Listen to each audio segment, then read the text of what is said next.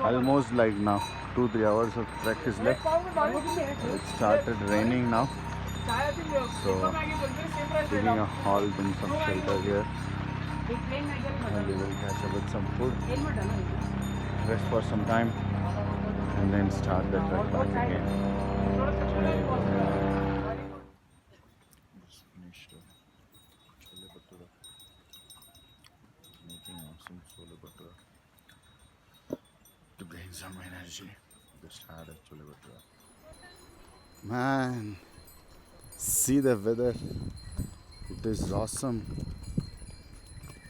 The more colder it is getting, the higher the altitude. Man, see the weather.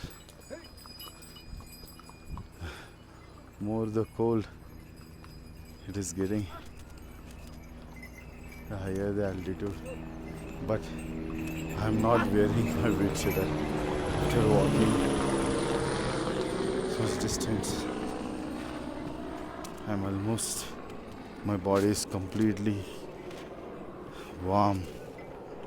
I think for some more time, I think I don't need the jacket, but let's see.